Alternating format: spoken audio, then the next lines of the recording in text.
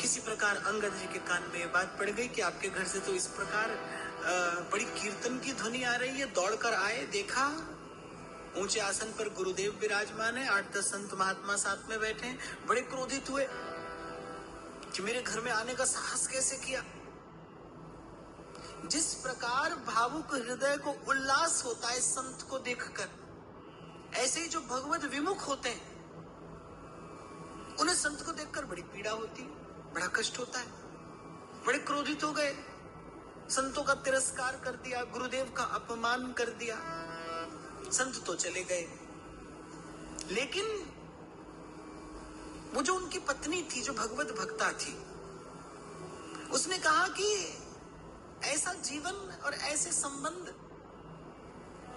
धारण करने से क्या लाभ। उसने उसी क्षण व्रत लिया, सिर ढांक कर लेट गई और कहा कि आपने मेरे गुरुदेव का अपमान किया है, इसीलिए आज के बाद आपका मुख देखूंगी नहीं।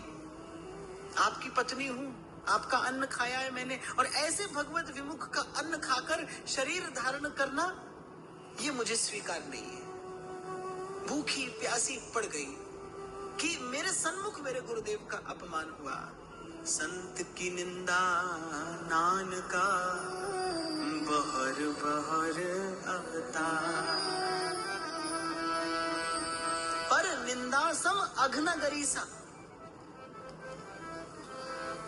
शास्त्र तो सीधी सीधी सी आज्ञा देता है कि जहां संत की निंदा होती हो या तो बल से उसे रोके, और यदि न रोक पाए तो फिर वहां से उठ के चल दे। उस स्थान का, उस संबंध का, उस वस्तु का, उस व्यक्ति का परित्याग कर दे यदि संत की निंदा होती हो। नहीं तो कहने और सुनने वाला दोनों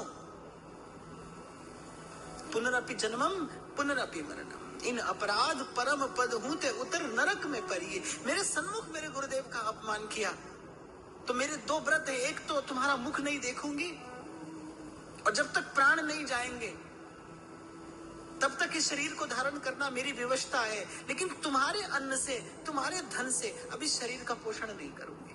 तुम्हारा धन मेरे लिए विष जैसा, तुम्हारे घर का अन्न मेरे लिए विष है, कोटि नरकों के समान त्याज्य है।